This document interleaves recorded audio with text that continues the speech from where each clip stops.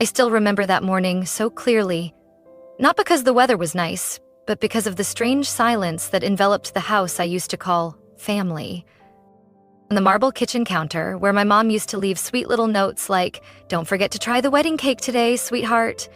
This time there was a folded white sheet of paper, no sender's name, no signature, not a single word of explanation. Just one single line. "Wedding's off. Expect a call from our lawyer." I stood frozen in the middle of that familiar kitchen. No TV sounds, no kettle whistling, not even the smell of morning coffee. All that was left was a cold emptiness, and a horrifying truth slowly coming into focus. I had just been removed from my own wedding. I didn't cry. I didn't scream. I just texted my mom a single word. Understood. Then I left, like a guest who was never invited. For the next 2 days, my phone was completely silent. No one called, no one texted, no "oops, wrong message" explanations. But then, a message from my cousin Miranda shattered that silence.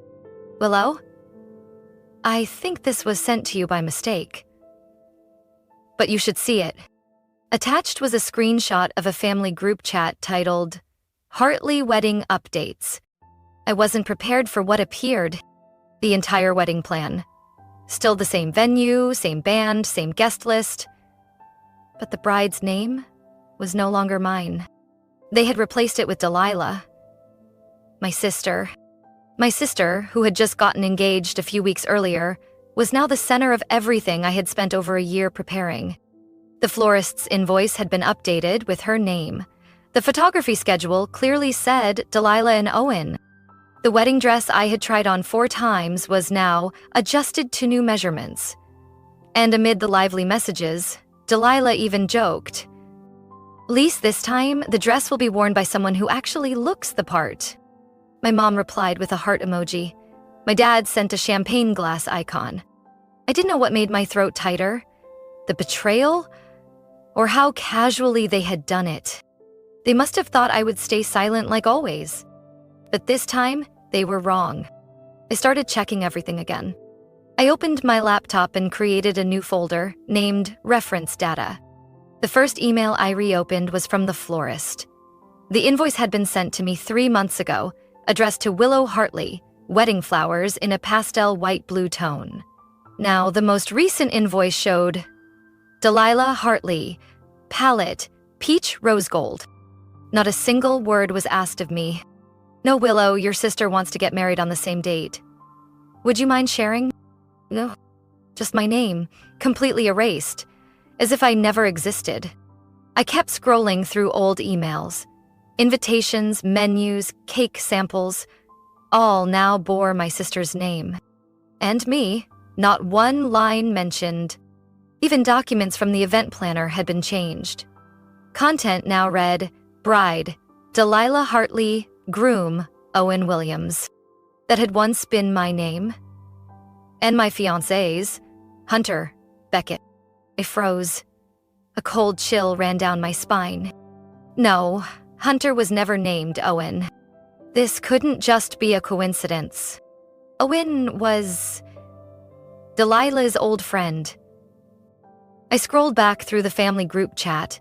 After years of skimming past, I finally read each message, not just to understand, but to confront what I had long avoided. A message from my mom 7 months ago jumped out at me. "Delilah needs a perfect start. Willow will understand. That girl always manages on her own anyway." Another message from my dad. "Let the wedding go smoothly first. If Willow finds out too soon, it'll just complicate things."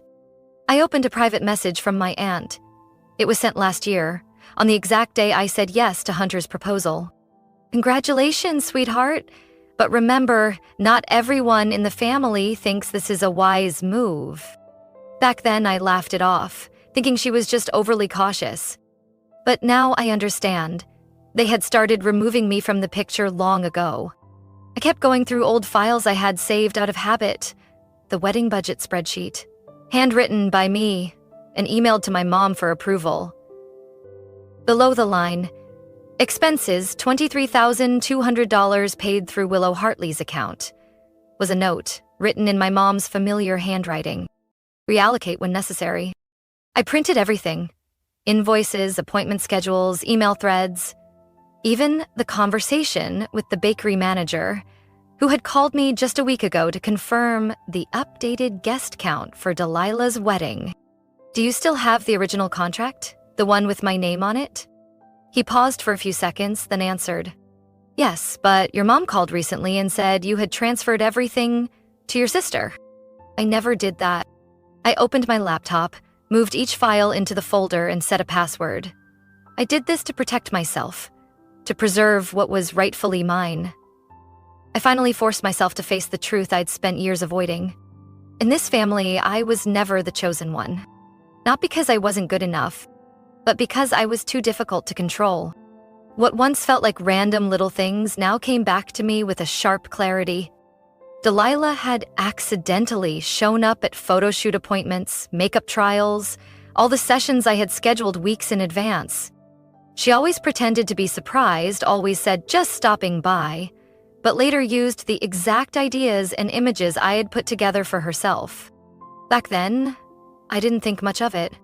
I told myself, that's just what sisters do. That's just how families are. But the truth is, I had gotten used to stepping back, used to thinking I was the one who needed to yield. And that very habit had blinded me. That night, the only light in the living room came from the floor lamp. I sat silently next to a folder that was growing thicker by the hour.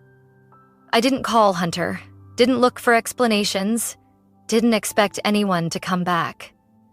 Everything was already far too clear. I flipped through the pages. My name crossed out, replaced by another, as if I were just a side character in my own life. What used to be mine was now redistributed neatly, like property ready to be handed over when needed. And in that stillness, one thought anchored itself in my mind. They might rewrite the story, but I had the original in my hands.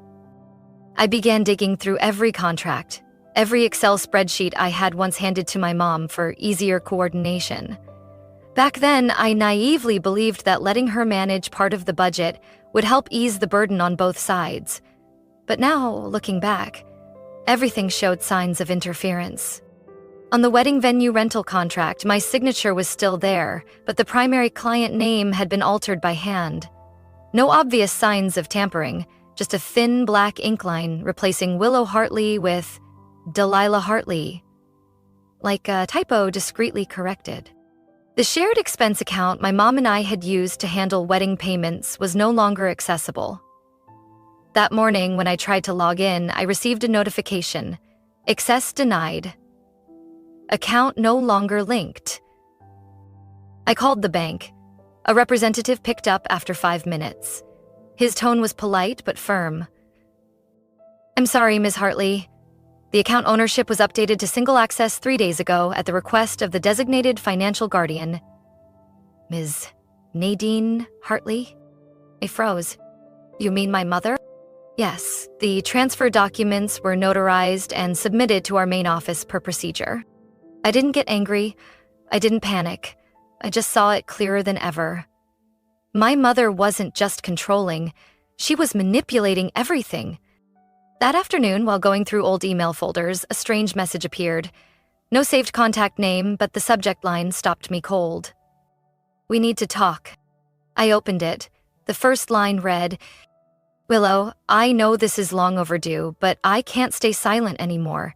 You need to know that what happened back then wasn't entirely on me. Signed at the bottom, Ethan Calloway. My heart skipped a beat. Ethan, the man I dated 6 years ago, who once said he wanted to marry me, then vanished without a word other than a short message. I can't go on. I'm sorry. Took me a full year to get over that. I blamed myself, thinking maybe I was too intense, too emotional, too difficult to love. And now Ethan wanted to explain? I sent back a short reply. Say it. Almost immediately my phone rang. His voice was the same, deep, slightly hoarse, speaking fast. I know you have no reason to believe me, but I have to say it. Back then, your mom, she called me. She said that if I truly cared about you, I needed to walk away. I gripped the phone. What did she say? That you were unstable. That you had a history of anxiety after college. That if I stayed, I'd be dragging you into a dangerous spiral. His voice cracked. She even sent me a scanned hospital file when you were admitted for exhaustion, remember? She said that if I really loved you, I'd let you go. A long silence followed. I could barely breathe. I believed her. I thought I was doing the right thing for you. I'm sorry. I didn't answer. I just sat there in the living room, letting the sound of the call drift through my head. Not because I still loved Ethan, but because what my mother had done wasn't protection. It was control, wrapped in the disguise of love. I used to think the breakup with Ethan was just incompatibility, but it turned out to be just one of many quiet interventions she had orchestrated to ensure I could never have anything she couldn't oversee. That night, I pulled an old metal box from the bookshelf, the one that held documents I had forgotten I still kept. Inside were copies of the initial deposit contract with the event planner, the handwritten budget list with both my and my mother's signatures, and at the bottom of the stack was what made my stomach drop. An internal financial agreement with one bolded line. Authorization to coordinate wedding budget. Transfer of financial control to secondary party. Willow Hartley. The signature line below was mine. Signed 4 months ago, on an evening when my mom told me to sign it just to make the accounting easier. I never read it carefully. Now I understand. I had handed over all decision-making power without even knowing. Not because I was careless, but because I placed my trust in the wrong person. I called Jace that night. I wanted to uncover another truth that had been waiting, and this time, I needed to hear it from his own mouth. When the call connected, his voice was hesitant. Willow, I was just about to call you back. I kept my tone calm, no small talk. I need you to tell me the truth. All of it, right now. The line was quiet for a long time. I thought he might dodge it, but then he exhaled deeply, like he'd been holding this in for far too long. I went to see your parents. About 2 months before I proposed, your mom invited me to her house, said there were a few things that needed to be clarified before joining the Hartley family. I closed my eyes. The story was repeating itself. Your dad wasn't home. It was just her and a thick envelope, already placed on the table. Inside were old credit card statements, your medical file from when you were 26, and a report from the time you were hospitalized for exhaustion. She said you had emotional instability, that if I wasn't sure I had enough patience, I should reconsider. I didn't react, not a word. I just let him speak. And Jace continued, each sentence slow, like he was forcing himself to confess everything he had kept hidden. She also gave me a prenuptial agreement, called it a precaution. The content. It was clearly unfavorable to you. There was a clause that required you to give up asset ownership if divorced within the first 3 years, she said directly. If you didn't agree, it would affect the family's reputation, and even my career. I bit my lip, trying to keep my voice steady. Did you sign it? Jace replied immediately, without hesitation. No. I left the contract on the table and walked out that night. I didn't know if I should tell you. I was afraid it would hurt you, afraid you'd blame yourself again. I let out a short laugh, but it wasn't one of relief. It was bitter. I've already blamed myself my entire life. Jace didn't justify anything. He just said one short sentence. I'm sorry. After the call ended, I sat by the living room window for a long time. Outside, a soft yellow streetlight spread across a thin layer of early winter fog. Everything seemed quiet, except for one thought echoing in my mind. My mother wasn't just trying to control me, she was trying to control the person I chose to love. The deeper I dug, the more I realized this wasn't a series of accidental mistakes. This was a system. A tightly built structure she had crafted from the smallest things, from how I dressed, who I was allowed to see, even my financial future after marriage. Nothing was coincidental. I remembered the night Jace proposed to me in the backyard, under lanterns strung along the fence. My mother had taken photos, smiling brightly, saying it was a wise choice. But thinking back now, her expression wasn't joy. It was the satisfaction of someone who had just claimed another territory on the map she had drawn herself. A part of my life, and Jace's, had been bargained, without either of us knowing. I returned to my desk, pulled up the scanned prenuptial agreement that Jace had sent me after our call. I read every line carefully. The content was like a polite legal warning. If things didn't go their way, they had the right to take everything back. There was even a section clearly stating that refusal to sign may result in discontinued financial support for the Hartley family. At that moment, I didn't feel betrayed. I felt awakened. I opened my laptop, created a new folder named Evidence Phase 2. Inside, I saved every document related to the meeting between my mom and Jace, including the unsigned contract, screenshots of messages, and the bank memo about revoked account access. If this was a chess game, she had made too many bold moves with confidence. But what she never expected was that I, the daughter she thought was always obedient, had learned how to flip the board. Only this time, everything would be documented, thoroughly, and legally. The next morning, I woke up earlier than usual. My mind was unusually clear, no more fog or hesitation. After everything, Delilah's betrayal, my mother's manipulation, the truths Jace and Ethan had both confessed, I knew. If I didn't act now, there'd be nothing left to hold on to. I opened my laptop. Inside the folder titled Evidence Phase 2, everything was ready. Wedding contracts, email exchanges, the concealed financial agreement, photos of banking documents, and even statements from outside parties. Every detail was labeled, time-stamped, organized with no gaps. I drafted the email, subject line, Official Notice, Termination of Unauthorized Interference. Ms. Nadine Hartley. All actions involving asset transfers, manipulation, and interference in my personal life have been documented and stored. Should any such actions continue, public or anonymous, I will proceed with all necessary legal measures. This is the final warning. Willow. I hit send. 1 second later, the tightness in my chest that had lingered for months suddenly released. Not because I expected my mother to change, but because I had stopped waiting for that change. But just 2 days later, a response arrived, not from my mother, but from the law firm representing the Hartley family.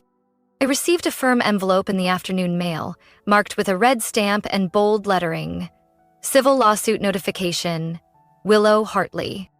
Inside were 12 pages of accusations, written in cold, clinical language. Unauthorized access to financial accounts, embezzlement of wedding funds, signs of psychological instability damaging the family's reputation. I didn't feel shocked, just stunned they had truly gone that far. To construct a story where I was the fragile, greedy, out-of-control villain.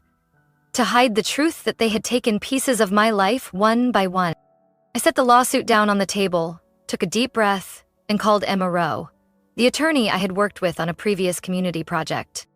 I need to file a countersuit for defamation, reputational harm, and unauthorized use of personal information, I said, my voice steady. And I have evidence. Emma didn't ask why. She said only one sentence. Send all materials to the office. 9 o'clock tomorrow morning we start. The next day's meeting lasted nearly 5 hours. I presented the full timeline, flipped through every contract, described how I had been removed from financial documents, had my signature forged, and lost access to shared accounts. Emma examined each copy carefully, taking notes at such speed I wondered if she ever stopped to breathe. Finally, she looked at me and said firmly, "They may be powerful in name, but what they lack is precision. We'll countersue, and this time, justice will have your name at the top. In the countersuit filed that afternoon, we listed 3 primary charges: deliberate defamation intended to damage personal reputation, unauthorized use of private medical information, falsification of financial documents, and intrusion into personal assets. Attached were all the supporting materials: the email from my mother to Jace, pressuring him about the prenuptial agreement, bank statements showing the wedding funds had been moved into an account under Delilah's name, and the original contract with my signature, edited after the fact. I wasn't just defending my name. I was redefining the boundaries entirely. That night, I sat alone by the living room window. Everything was still as it had been every night before, but this time, the silence no longer carried helplessness.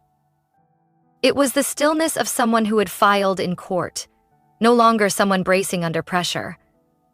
And even if they continued to lie, continued crafting stories to their advantage, all I needed was to bring the truth into the light, with documents, with stamps, with time-stamped dates. 3 days after the countersuit was filed, I received a strange email. No subject, no signature, just one line in the body. I can't stay silent any longer. I'm ready to provide copies of the transactions and records from that year. The email came from an anonymous address, but the sender info gave me a clear hint. Mason J. M. Former Finance. I immediately forwarded it to attorney Emma. Within a few hours, she called me back. Her voice carried a hint of excitement I had never heard from her before. Willow, this is the witness we never expected, Mason Jennings, the former accountant for the Hartley for Change Foundation. He was in charge of the books when the foundation operated under your mother's name, and he kept every backup copy. I held my breath. I had waited for this moment far too long. For years, I believed that by staying silent, by preserving the family's image, I was doing the right thing. But silence had only made me complicit. 3 days later, Mason met Emma and me at a small cafe near downtown, where he had worked before leaving the industry due to burnout. His face was a bit gaunt, his eyes wary, but there was clarity in his gaze that inspired trust. He opened a leather case and pulled out a thick stack of documents, neatly organized with pale yellow dividers. Over 4 consecutive years, Miss Nadine gradually transferred charitable donations from the foundation's account to a private trust under her and Mr. Hartley's names. Each transfer fell below the audit threshold, but in total, it added up to more than $96,000. I flipped through the pages. The transactions were masked under harmless labels like media expenses or event contingency funds. But the recipient accounts were personal, and each form bore the phrase, "Authorized by Willow Hartley," in italics. I had never signed those documents. Emma whispered, "If we go public, they'll be facing both financial investigation and signature forgery charges." I nodded, and right then, I knew there was one more thing I had to do. That night, I reopened my old social media account, the one I had deleted the app for because I couldn't stand seeing my family post wedding photos of Delilah every day in the dress I had once chosen at the venue I had booked. I changed the profile picture to a plain gray. Then I wrote, "My name is Willow Hartley, and this is the truth they tried to bury. Over the past year, I have been removed from my own wedding, had my signature forged, was accused of mental instability, and most recently, was sued by my own family. But today, I will not stay silent anymore." Beneath the post, I attach images of the documents.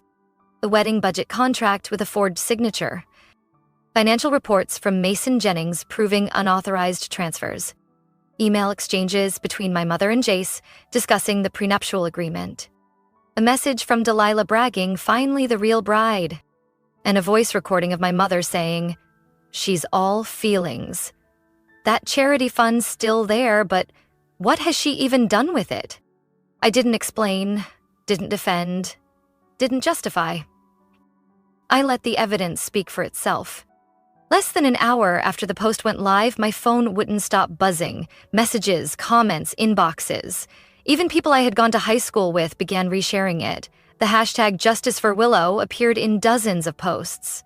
One account that reviews civil lawsuits reposted the entire story with the caption, "If you ever thought family drama only existed on TV, read this." A woman named Dana Matthews, who had worked in law in Portland, commented, "I used to work with the Hartley Foundation. What Willow posted today matches the irregularities I suspected 3 years ago." Line by line, the truth began to spread, like light leaking through cracks. No one in my family responded right away. No statements, no denials. Maybe they were waiting to see if public attention would fade. But I wasn't waiting anymore. I had reclaimed what they once tried to erase: my voice. Court day arrived on a windy, dry October morning, just like how I felt stepping down the stone steps of the Richmond County Courthouse. Not scared, but clear-headed. I wore a long gray coat down to my knees, my hair neatly tied up, and walked into courtroom number 4 with attorney Emma by my side. In my hands was a thick binder, copies of everything I had gathered over the last 3 months, complete, clearly numbered. Across the room, my mother, Nadine, sat next to her private attorney. She avoided my eyes. Delilah didn't show up. Maybe they thought her absence would soften her presence in the paperwork. But no one could erase her name from the documents. The judge opened with one sentence that made the entire room fall silent. "This is not a place to resolve emotional disputes. We are here for legal matters, and here only the truth matters." The hearing began. Emma started by outlining the full picture: how my wedding assets had been reassigned without notice, funds moved from my personal accounts without permission, forged contracts, and the hidden threats in the unsigned prenuptial agreement. Then came the evidence. Each contract was displayed on screen. Each transaction, every line altered by hand. Even the audio transcript from my call with former accountant Mason Jennings was submitted to the record. The opposing side tried to argue that I had given implied consent by signing certain documents, but Emma countered with the original files showing digital signatures, revealing most agreements were edited after signing without my acknowledgement. Then came my mother's statement. She was composed, sitting upright, eyes trying to maintain their usual dignified air. But I noticed how tightly her hands clenched the edge of her coat. Willow has a psychological history. The family only wanted to help her stabilize. The financial reallocation was in the interest of everyone, not a scheme. The judge didn't react. She simply nodded and asked, "Is there any evidence that Miss Willow was clearly informed and gave explicit consent?" Silence. No one answered. That was the moment I knew I was no longer alone. At last, the truth wasn't hiding in whispers anymore. It stood clear in the open. After nearly 3 hours of proceedings, the judge ruled. The court acknowledges signs of irregularity in the financial transfers, misuse of the charity fund, and tampering with contractual records. Temporarily, authority over the disputed assets will be transferred to Ms. Willow Hartley, including access to all wedding accounts and documentation. Both parties will enter civil mediation within 60 days before a final ruling is issued. I simply tightened my grip on the binder and nodded to the judge. My mother turned her face away. As I stepped out of the courthouse, the midday sun hitting the cobbled path made me squint. Emma turned and asked quietly, "You okay?" I answered, soft as a breath. Better than staying silent. We hadn't won completely, but for the first time, everything was out in the open. No more tense dinner table arguments. No more subtle jabs like knives grazing skin. Now, everything had documents, files, legal transcripts. That afternoon, I returned to the small temporary apartment I rented downtown. On the kitchen counter lay the morning newspaper. Front page showed a photo of me walking out of the courtroom, eyes forward, head unbowed. Beneath the photo, the headline read, "Willow Hartley fights back. Prestigious Hartley family faces allegations of forgery and personal asset seizure." It was a chilly Thursday afternoon. I returned to the old house on Ashwood Street, where I had grown up, baked with my mother in the sunlit kitchen, and cried silently for things I couldn't name. The white gate was still ajar. The steps still had the tiny crack where my dad had fallen while fixing the awning that winter. But this time, I didn't come to revisit memories. I came to close them. I stepped in. No one greeted me. The house was empty, silent in a way that chilled the spine. The lavender oil scent was still there, but it no longer brought peace. I placed a manila envelope on the wooden dining table. Inside were the deed withdrawal form, a waiver of asset dispute, and the house keys. I didn't take anything else. I just left one short handwritten note. I no longer belong here. Maybe I never truly did. Willow. 3 days later, an envelope arrived at my apartment. No sender. Inside was a check for $38,200, with only one line in the memo field. Wedding contribution refund, frozen account dissolved. No apology, no handwritten message, but the amount was exact to the dollar, matching the spreadsheet I had submitted to court. I didn't take it to the bank. I framed it behind glass and placed it on my bookshelf, beneath the photo of me leaving the courthouse. Below the photo, I etched one sentence. Proof they knew they were wrong. About a month later, when the media began shifting focus away from the case, I redirected all the energy I had left into the one thing I knew how to do, rebuild from the wreckage. But not just for myself. I registered a new organization called Ashwood Resolve, a space for women manipulated financially by family, stripped of identity, autonomy, or defamed within their closest relationships. The official website had only one opening line. I don't need an apology. I need justice without delay. I started by hosting small community talks at the local library, opened free legal counseling sessions every Saturday, and connected with attorneys, therapists, accountants, people who had once stayed silent because of the power held by families that didn't want scandal. But now they were no longer silent. Emma was the first to agree to serve as the legal advisor to the foundation. Mason Jennings, the former accountant, became our honorary financial supervisor. And by the end of the year, over 300 women from different states had sent messages, emails, and signed up for counseling sessions. None of them needed a stage. They just needed a place to stand. On a late December morning, as snow began to fall, I sat by the window of my new apartment, just me and true quiet. Behind me were the heavy days, the battles that once seemed unwinnable.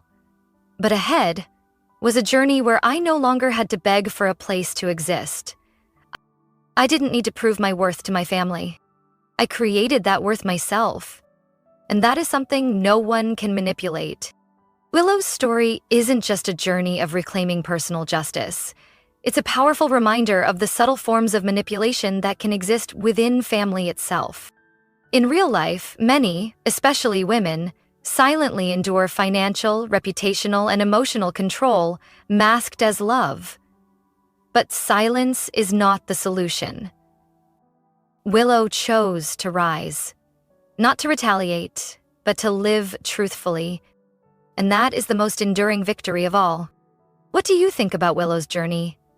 If it were you, would you stay silent or stand up like she did? Share your thoughts in the comments. And don't forget to follow the channel for more powerful stories about family and life.